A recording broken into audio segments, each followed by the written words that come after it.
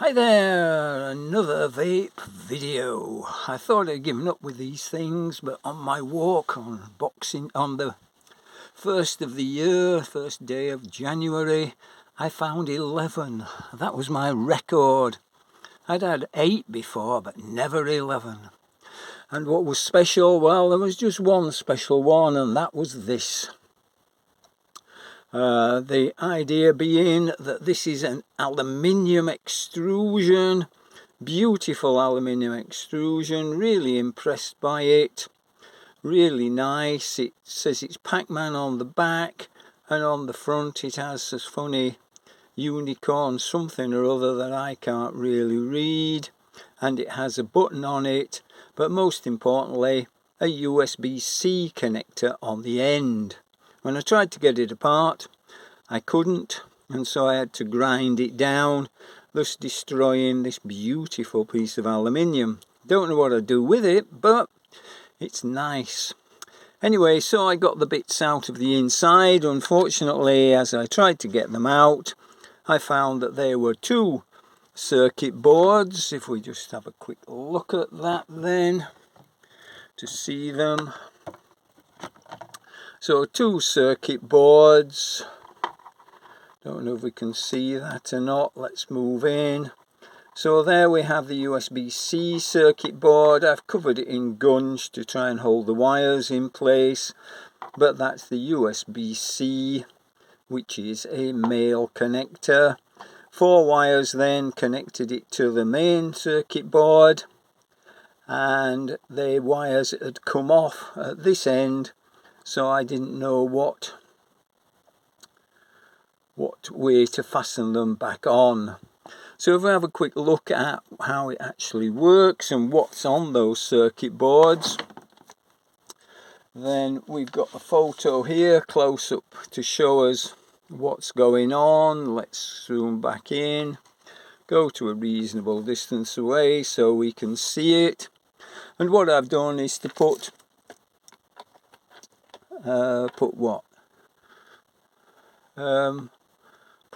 the USB circuit boards here and the main circuit boards down here.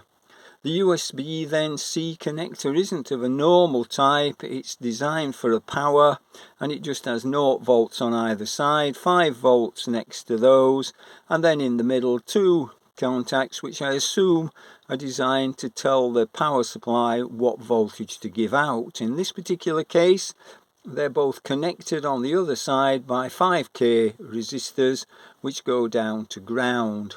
Also on the other side we have a power capacitor between positive and 0 volts and a 300 ohm LED to 0 volts, 300 ohm resistor which is for the LEDs to go to 0 volts.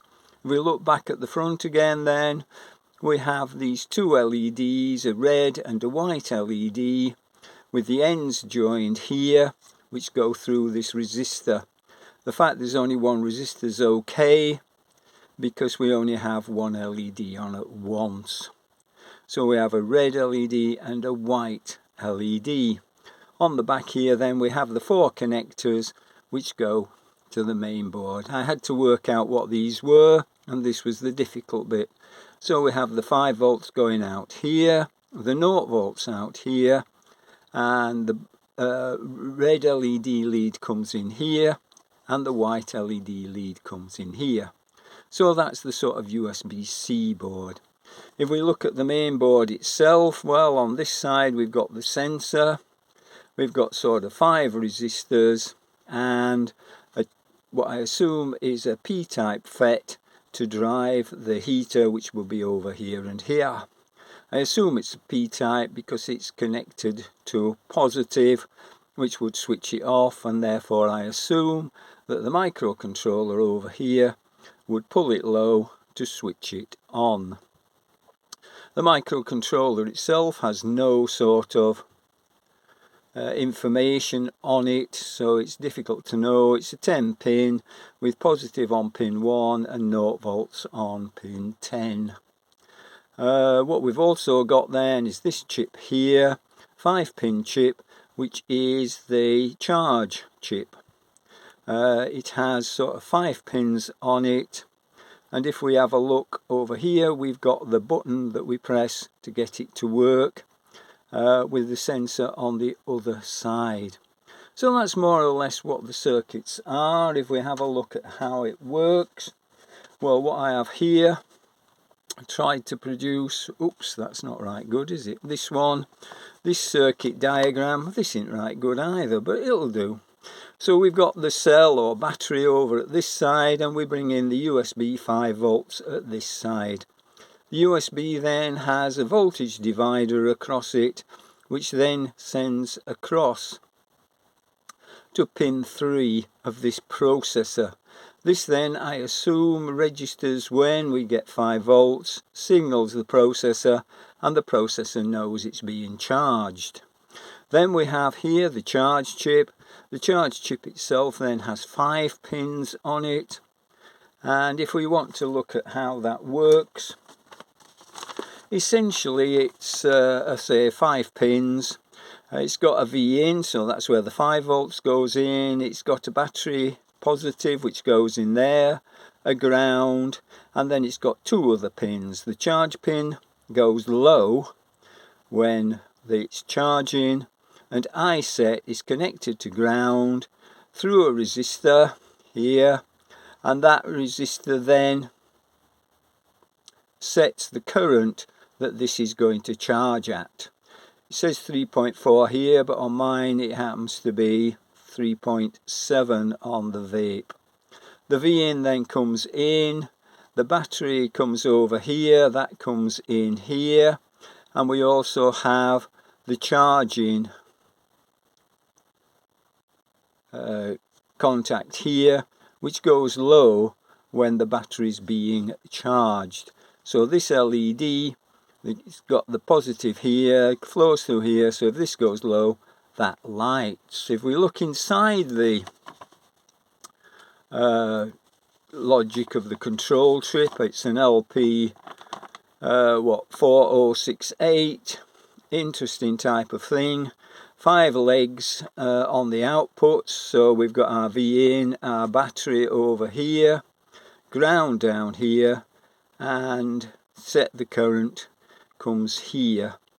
It's got a couple of FETs up at the top, which confuses me, because this FET I can only think could be used if the V in was going to be used as V out as well.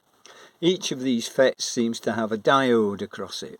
I think that I've blown this diode here, or it's blown anyway, and therefore it doesn't work. And when we put the battery on, then the current flows through here to the V in.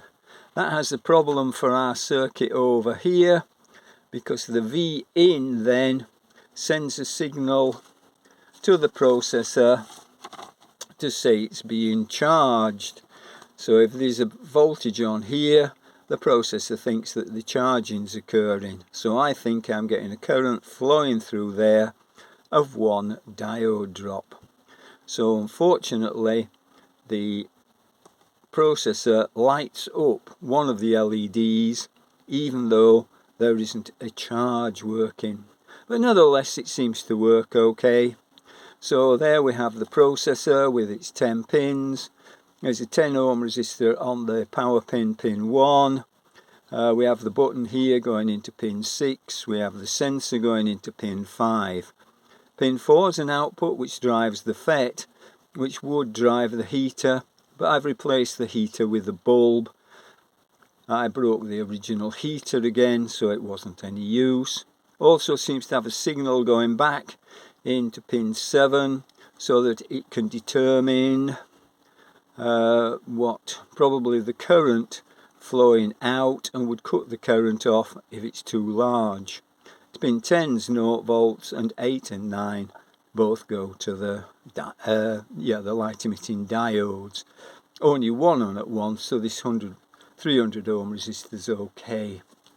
So let's have a look. What can we show with this? Well, normal sorts of things. If we put on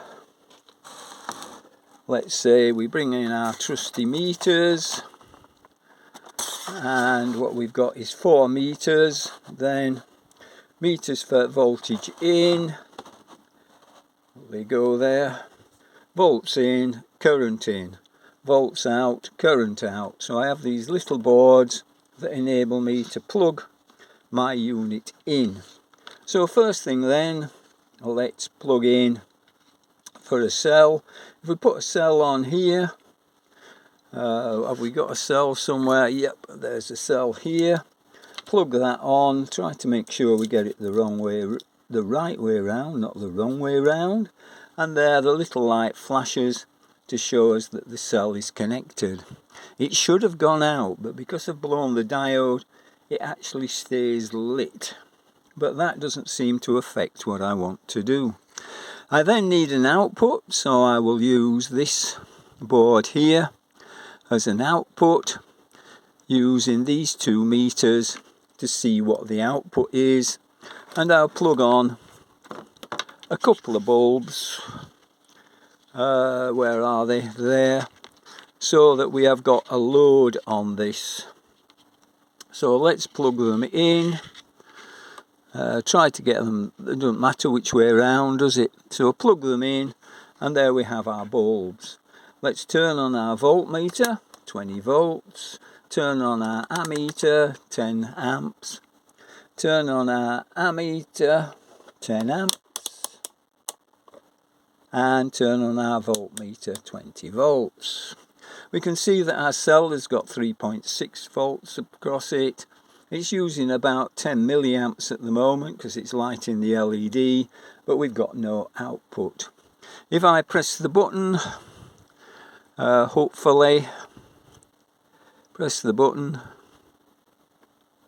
we can see the bulbs light and that we're getting about 390 milliamps going to the bulbs, and we're getting about 3.3 volts out. After 10 seconds of keeping the button pressed, the bulbs go out because the current switched off, because it only outputs a current for about 10 seconds. If I press the switch again, 1 and 2 and 3 and 4 and 5 and 6 and 7 and 8 and 9 and 10, and out it goes. The red light flashes to show us that it's gone off. If we disconnect the cell and reconnect it, then it flashes to show that we've just connected the cell. Right, so that seems to work okay. So that is showing it works. But what about the cutoff voltage? At what voltage will it stop working? To show this then, instead of using a cell which would take forever to discharge, I'll just use a trusty power supply, which unfortunately is a bit flashy, a bit slow for the camera. But anyway, hopefully we can see that that's about 3.2 volts. And if I plug it in here, then hopefully we've got 3.2 volts on our, which we haven't because we've lost our connector over here. We need to put that back in again, put that in, and we've got about 2.3 volts here, 0 volts current, and coming out nothing. If I try to press the button, then all that happens is the red LED flashes telling me that I haven't got enough volts coming in. So what I need to do is increase the volts, increase the volts, increase the volts, and if I get to about 3.25 volts, then it still flashes, tells me I haven't enough. Few more volts, 3.68, but now it works. Now I've got enough volts coming in for it to work. So it does have a voltage below which we can't switch it on.